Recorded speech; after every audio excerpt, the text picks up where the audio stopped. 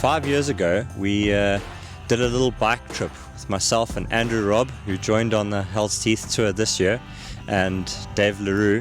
We had planned to cycle from Stellenbosch to Opsoek in the Klein Karoo, where we started the Hell's Teeth trip. But due to unreliable backup drivers, we ended up having to take turns driving the first day, and so we rode and camped. And it was just such a jolt. For the last 3 years, every year I've started the year with a bikepacking trip. And it's kind of the end of my holiday, and I really just want to have a good time, but I want other people to have a good time as well. And I want to show them some of the amazing parts of the country that I've been fortunate enough to visit, either through mountain bike events or just through growing up. And my dad's a nature conservator, so we spent a lot of time all over the show in Cape Nature and Nature Reserves growing up. So there's a lot of cool places that I've been to, and it's really nice to be able to share those with people. Cycling for me has sort of become my third sport. At one stage it was my first sport, but I find cycling is, to get kitted up to go for a ride, it's a bit of a faff, and it takes quite a while. It's much easier to go for a run, and I enjoy surfing more. I mean, there's nothing better than riding a fantastic technical bit of single track downhill, and the exhilaration of that is almost as good as riding a wave. But for me, the adventure of cycling is what's really amazing, and that's why I plan these trips, is to go on these adventures. And in May of 2021, I did what I suppose would kind of be a recce for the Hell's Teeth route, but it was a solo bikepacking trip, no supports, carried everything, and I really suffered on that trip. And while I was doing it, I thought it would be nice to have people with me to do it with me, but also I wouldn't want to inflict this on anybody, to carry a backpack. So if I'm going to invite people to do this particular route, I really need to have a support vehicle. So got a support crew together and sent out the invites, and invited some people that had been with on previous trips, and a couple of new people joined us as well. But the group was a very lucky one. I think it attracts like-minded people, and people that are willing to take a week off in January when it's probably going to be hot, and ride their bikes and spend time camping out underneath the stars. I think you can pretty much guarantee that they're going to be lucky people, and that you're going to have a good time together. I think we push the wood there. Okay. And then bring your sleeping mattress. Let's go. On the first day, we started in Opsoek at Karoo, which is at the mouth of the Swartberg just off Route 62. And we rode up the Swartberg, which, if you haven't done it before, is a real must-do. You can see the folds of the mountains there, and the Cape sandstone. It's really spectacular. It's really this deep ochre color sandstone, and really is a great way to start a trip. And it just set the scene for a really nice 4 days of riding.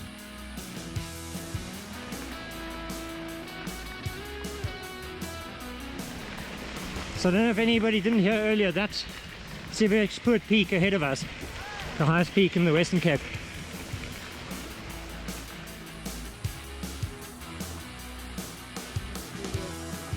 Then at the top of Swartberg, we turned right and we went up to Gamkaskloof, and from there we followed the 4x4 track towards Die Hel, which is one of the traditional routes into Die Hel.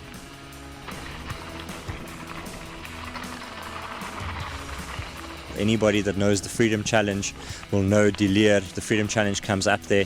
We went down the Hel. It is a gnarly hiker bike. A couple of the people packed hiking shoes or trail running shoes in hydration packs, so they didn't have to walk down there in their cycling shoes, and I think that's definitely the way to go. It took us, I think, about 45 minutes to an hour to get down, and it's a slog. You really have to work hard all the way down there. And at the bottom of the Hel, you're in Gamkaskloof, Die Hel, and it's remote. Immediately, there's no cell phone signal. There's nobody else around. It's just you and the Swartberg Mountains. And we filled up our bottles right there at the bottom of Die Hel with this incredible, fresh, crystal clear mountain water. We actually hung out in the pools a little bit as well. And then got going again. We knew we were going to beat the car by a long way, so set off for our campsite for the night, which was also probably the best campsite that we had on the whole trip. Lush green lawns, nobody else around. We could spread out. Of course, Bride, so it's really spectacular evening there in Die Hel. Andrew, Nick and I slept underneath the stars, didn't put our tents up, and there's no light pollution in Die Hel at all because there's almost no electricity, so the skies were unadulterated by light. It's a very, very cool experience.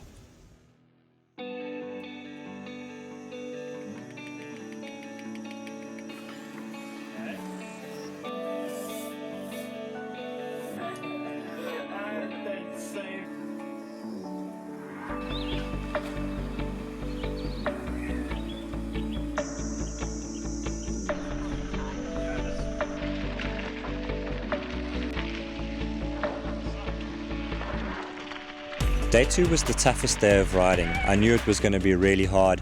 So we had 70 Ks to do, 2,100 or so meters of climbing, but it's all in 40 kilometers and it is really tough.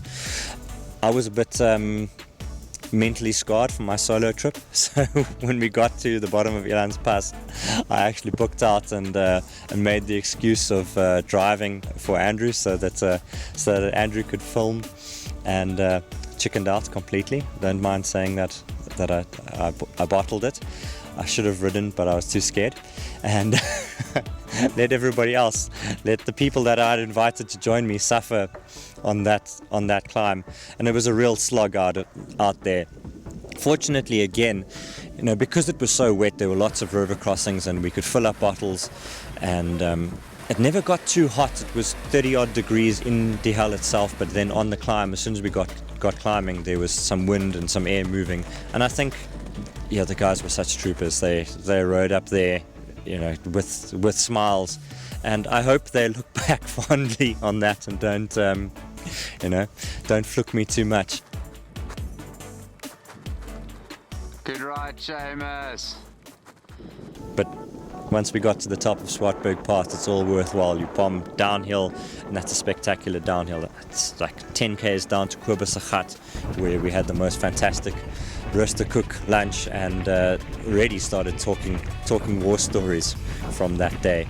But I think it's going to be one of those days that people look back on very fondly. And again, if you haven't ridden in and out of Die Hel, you really do need to go and visit Die Hel. It's really cool. That evening we stayed at the Hook Mountain Resort, which has a spectacular swimming pool as well. I think the key to all of these January trips is having a swimming pool every night, because otherwise you really suffer in the heat. So spent lots of time in the pool, chilled, and then I feel very sorry for the people that camped next to us. We had a family come and camp right next to us, and we made quite a bit of noise early on, but we were in bed by 8:30, so they can't complain about that. But what they can complain about is the fact that we were up at 5 o'clock in the morning, making just as much noise again as we got ready to go for day 3 from De Hoek to Gamkaberg Nature Reserve.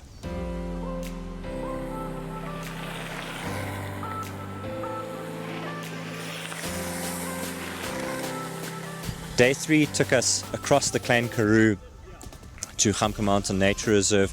We sort of hugged the Swartberg mountain range for a little bit, going past the Swartberg Private Game Reserve, and we had a fantastic encounter there with the giraffe. They were right up against the fence, and there were giraffe actually on both sides of the road. We spotted the ones on the right first, and we stopped and we were like, wow, this is like they're right there, and they're so inquisitive. So that was a very cool sighting. And then from there it was all downhill, a very fast, very easy, free rolling day through Kruisrivier and following the Kruisrivier road and the Kruisrivier river, which is a real fertile strip of land that runs through the Klein Karoo basin towards Gamka Mountain.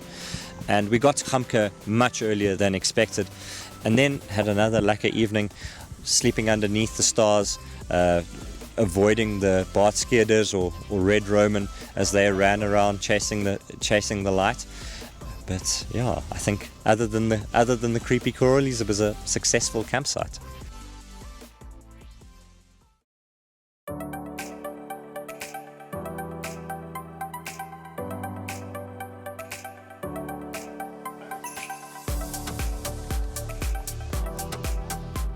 We had quite an eventful start to the morning. Within the first half an hour, we were flying along on this very corrugated piece of gravel road, and Marinda switched tracks, and her derailleur just sort of fell to pieces. The jockey wheels fell out, and there we were for another half an hour after this, looking around in the road for all the pieces of her jockey wheel. Amazingly, Jock, who we dubbed Camp Daddy because he just had a solution for everything, managed to find everything bar one little bolt. And just when we were starting to think, yes, we're going to have to like fashion something out of a piece of wire here, Alicia opened up her little tool bag, and there was exactly the right bolt, just miraculously. I don't know what else that bolt works on or fits on a bicycle, but it worked. So once we got Marinda up and running again, we set off for Carlitsdorp, and in Carlitsdorp we had a fantastic brunch at a French ladies coffee shop and bistro. And then we were on the tar, unfortunately, out of Carlitsdorp, up the Huisrivier Pass, which as far as tar road passes go is pretty beautiful as well, especially when you're starting to struggle a little bit and the group's riding away from you and the group's splintering and you're struggling, but you to pretend that you're actually looking at the view, and it's not that you're slow and unfit and you didn't do enough training. It's that you're taking in the view. Arriving back at Opsoek at Le Karoo, we were greeted by such fantastic hospitality again, and it's that Klein Karoo. People make time for you, and it's really special. And of course, the best thing about Le Karoo was the ice cold beers and the swimming pool, and getting to dive in your kit and knowing that's it, you've done this amazing ride. And I can't wait for next year already. I've got routes planned, some amazing riding on the Overberg's coast, some super secret spots, and I can't wait to share that with another cool group of people. We don't see each other often, but we've got this bond now over these bikepacking trips, and that's very special. The great thing about cycling is that you have time to interact with these enigmatic and interesting people that you meet along the way, and the people with you as well. I think it's a function of traveling by motorized vehicle. It's a very much a to B kind of process, but when you are powering yourself, it just automatically slows you down and makes you take things in a little bit more and look around you and be like, wow, this is incredible. The Seaverkspoort is beautiful, and the Swartberg Pass it's magnificent. It's a feat of engineering. Cycling just has that going for it, and that's one of the greatest things about bikepacking trips, is that every little interaction becomes an adventure, and it really slows you down and forces you to take it in and appreciate where you are and what you're doing. You have to be in the present when you're on a bikepacking trip, and I think we do too little of that, and cycling and bikepacking in particular really brings that out, and that's very cool. Maybe I should cycle more, actually.